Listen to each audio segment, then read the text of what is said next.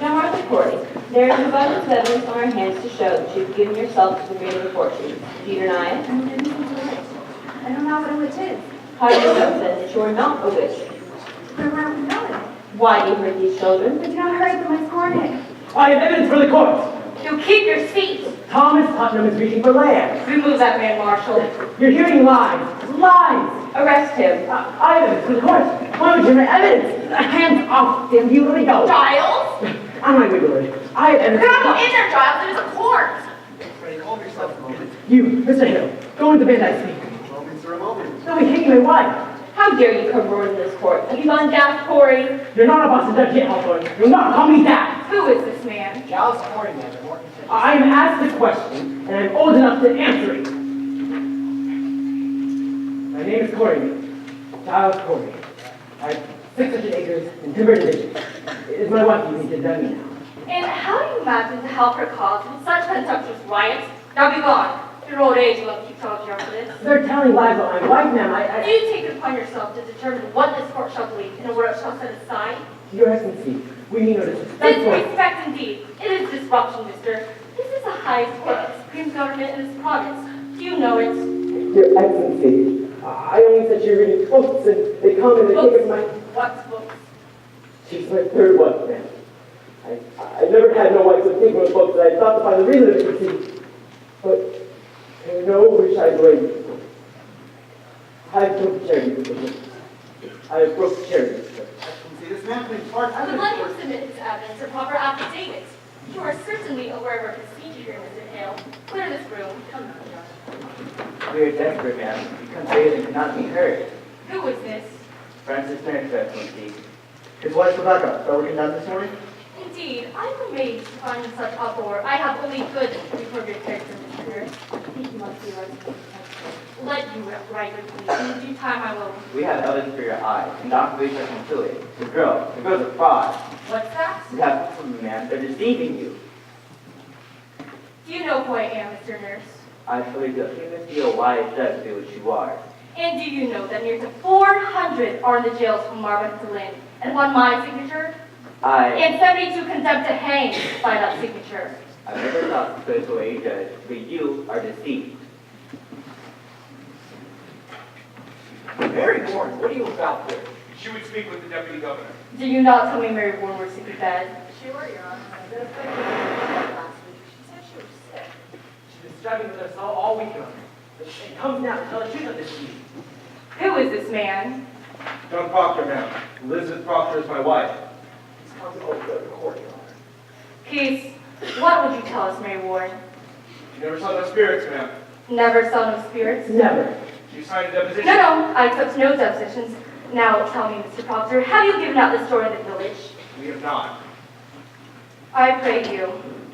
Do you know, Mr. Proctor, that the whole contention of the state of these trials is that the voice of heaven is speaking through the children? I know that, ma'am. And you, Mary Warren, how came you to cry out people for saying their spirits against you? They were pretense, ma'am. I cannot hear you. It were pretense, she said. And the other girls, Susanna Walcott and the others, they are also pretending. I know. Indeed. Surely Your Excellency is not taken by these simple lies. Indeed not. But strike hard upon me she would dare come with such a tale. Now, Mr. Proctor, before I decide whether I shall cure you or not, it is my duty to tell you this. We burn a hot fire here, and also on all concealments. I know that, ma'am. Let me continue. I understand well a husband's tenderness may drive him to extravagance in defense of a wife. Are you certain in your conscience, Mr., that your evidence is true? It is, ma'am, and you will surely know it. And you thought to declare this in the open court, before the public? I thought I would. Aye. With your permission. Now, sir, what is your purpose in doing so? Why, I would free my wife, ma'am. There lurks nor in your heart nor hidden in your spirits any desire to undermine this court? I know, ma'am. Your Excellency, Miss Cheever? when we come to take his wife, you'll not deny it, John. He damned the court and ripped your warrant. Now you have it. He did that, Mr. Hale? Aye. He did. It were a temper, ma'am. I knew not what I did. Mr. Proctor, Aye, ma'am. have you ever seen the devil? No, ma'am. You're in all respects a gospel Christian? I am. Such a Christian that will not come to church but once in a month. Not come to church? I have no love for Mr. Paris. It is no secret, but God is surely love. He plowed Sunday, ma'am. Plow on Sunday? I can give you evidence, John. I'm an official of the court. I cannot keep it. I have once or twice plowed on Sunday. I have 3 children, ma'am, and until last year my farm gave little. You will find other Christians that do plow on Sundays, the truth be known. Your Honor, I cannot think you may judge the man on such evidence. I judge nothing. I tell you truth, mister. I've seen marvels in this court. I have seen people choked before my eyes by spirits. I have seen them stuck by pins and slashed by daggers. I have until this moment not the slightest reason to suspect the children may be deceiving me. Do you understand my meaning? Your Excellency, does it not strike upon you that so many of these women have lived so long with such upright reputation? The gospel, Mr. Proctor. Yes, I read the gospel. I think not, for surely you would know that Cain were an upright man, yet he did kill Abel. Aye, God tells us that. But who tells us Rebecca Nurse murdered 7 babies by sending her spirit on them? It is the children only, ma'am, and this one will swear she lied to you. She's gone. Mr. Proctor, this morning your wife sent me a claim in which she said she was pregnant now. My wife pregnant? There be no sign of it.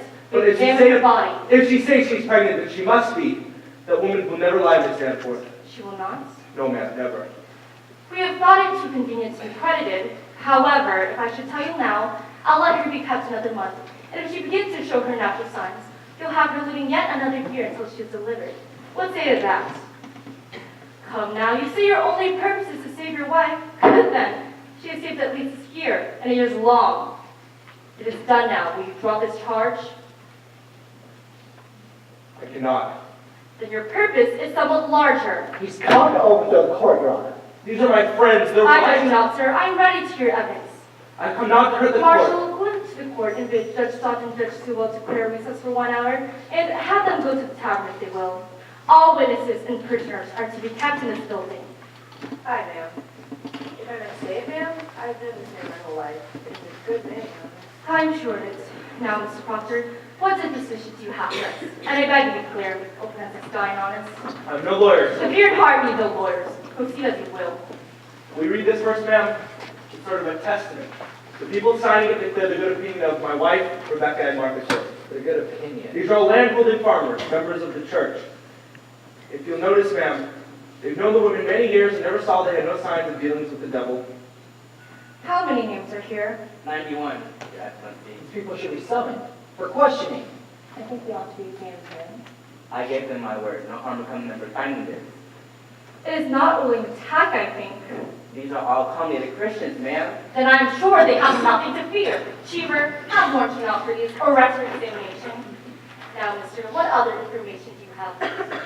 You may sit, Mr. Nurse. I have brought trouble on these people. No, I Miss have. Man, you'll not hurt these people if they are of good conscience. But you must understand, sir, that person's either with this court or she must be counted against it. There be no road between. This is a sharp time now, precise time. We live no longer in the dusty afternoon when evil makes itself look good and for the world. Now the shining sun is up, and that fear not light will surely praise it. I hope you'll all be one of those. She's not hardy, I see. No, ma'am, she isn't. Do not weep, Mary. Remember the angel Raphael when he said to the boy Tobias, remember it? That which is good and no harm shall come to thee. John, my position. Never mind. This is Mr. Corey's deposition. Oh, what lawyer drew this, Corey? You know I never hired a lawyer in my life before. This is very little praise. My compliments. Mr. Paris, Mr. Bloodham is in the court. Will you bring him in? You have no legal training, Mr. Corey? I have the best. I am 33 times in court in my life. Always plaintiff, too. Oh, then you're much put upon. I'm never put upon. I know my rights, and I will have them. You know, your father tried to take mine. It might be 35 years ago, I think. Indeed. Spoken it to you. No, I cannot recall it. That's strange. You give me 9 pounds of damage. You're a fair judge, your father. You see, I had a white mare that tinged, and this fellow could borrow that mare, and he asked me what the trouble was, and I told him. The cart gladed past, and I mare and grazed it. How's this relevant? Your Honor, is this case that your father tried it? Yes, my father was a third judge. Like him, I tried to make Salem good, pure, and great again. Ah, there he is. Mr. Putnam, I have here an accusation by Mr. Ford against you. He states that you coldly abducted your daughter, by which we found George Jacobs, that's now in jail. It is a lie. Mr. Putnam states your charge is a lie. What say you to that? Far from Thomas Putnam, that's what I did at that. What proof do you submit for your charge, sir? The proof is there. If Jacob hangs for a witch, he puts on his property. That's law. It is none but Putnam with the coin by such great a peace. This man is killing his neighbors for their land. But proof, sir, proof. The proof is there. I heard from an honest man that heard Putnam say, when his daughter cries out on Jacob, he said she gave a fair gift of land. And the name of this man? What name? The man who gave you this information. Why, I cannot give you his name. And why not? You know for sure why not. The land jail, I say his name. This is contemptuous, Gantor. You will surely tell us the name. I cannot give you no name, ma'am. I mentioned my wife's name once. No burden held long enough for it. I stand mute. In that case, I have no choice but to rescue you.